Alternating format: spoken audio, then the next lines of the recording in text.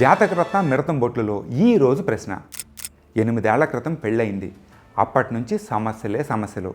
మాకు పాప ఉంది. 6 ఏళ్ల నుంచి విడాకుల కేసు కూడా నడుస్తుంది. నేను వీటన్నిటి నుంచి ఎప్పుడు బయటపడతాను? మళ్ళీ అసలు పెళ్ళయిద్దా? దీనికి జాతకరత్న గారి సమాధానం. మీది ముఖ నక్షత్రం 2వ పాదం, సింహరాశి మీనలగ్నం. మీ భార్యది అనురాధ నక్షత్రం 3వ పాదం, వృశ్చిక రాశి తుల లగ్నం. మీ జాతకంలో బుధుడు కేతువుతో కలిసి ఉన్నాడు. చంద్రుడు కుజ శుక్రులతో కలిసి ఉండకూడని చోట ఉన్నాడు. అందుకే మీకు దూల తీరిపోతుంది. దీనికి విరుగుడు ఏంటంటే శనికి కుజునికి పరిహారాలు జరిపించుకోండి. నవంబర్ తర్వాత కోర్టు కేసులు, వచ్చే ఏడు ఆగస్టు తర్వాత మిగతా సమస్యలు అన్నీ పోయి పెళ్ళవుతుంది. పండగే పండగ. ఇప్పుడు మిడతం బొట్లు ఏమంటాడంటే, చూడు బ్రదరు, విడాకుల గురించి జాతకరత్నాన్ని అడిగావంటే పెళ్ళికి కూడా ఖచ్చితంగా ఈయన్ని అడిగి జాతకాలు చూపించి మరీ ముహూర్తం పెట్టుకొని చేసుకొని ఉండాలి. అయినా కానీ సమస్యలు వచ్చాయంటే జాతకాలు పాతకాలు అనేవి లేవని ఇప్పటికే ఒక క్లారిటీ వచ్చేయాలి. కానీ అది రాలేదంటే హేతుబద్ధంగా ఆలోచించడానికి మీ బుర్ర ఇంకా తయారవ్వలేదు అని అర్థం. కాబట్టి కాస్త సైంటిఫిక్ టెంపర్ పెంచుకోవడానికి ముందు ప్రయత్నించండి. ఇక కేసుల సంగతి అంటారా?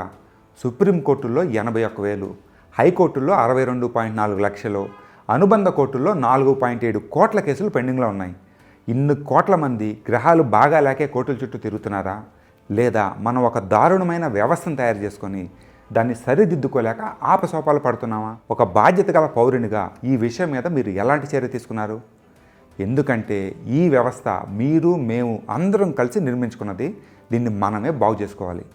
అలాగే ఇదే జాతకరత్నం మీద ఎవరన్నా కేసు వేస్తే ఆయన ఎన్ని గ్రహాలకి శాంతులు పూజలు చేసినా ఏళ్లకి ఏళ్ళు కోర్టుల చుట్టూ తిరగక తప్పదు. అందులో అనుమానమే లేదు. ఈ విషయం కూడా ఆయనకు తెలుసు. కానీ బయటికి చెప్తే బిజినెస్ పోద్ది కదా. అందుకనే పరిహారాలు, ఉపహారాలు అంటే సలహాలు. ఇక మీ సమస్యకి పరిష్కారం దగ్గరికి వస్తే మీ లాయర్ని అడిగి విషయం మీద కాస్త క్లారిటీ తీసుకోండి. అవసరమైతే వకీల్ని కూడా మార్చాల్సి వస్తుంది, తప్పదు. కేసు కొలిక్కి వచ్చాక అప్పుడు రెండో పెళ్లి గురించి ఆలోచించుకోవచ్చు. తొందరపడితే మీకే ఇబ్బంది. చివరగా వ్యవస్థలను బాగు చేయడానికి ఒక బాధ్యత గల పౌరునిగా మీరేం చేయాలో ఆలోచించుకొని ఆ దిశగా అడుగులు వేయండి. మేము కూడా మీకు తోడొస్తాం. శుభం. జయం.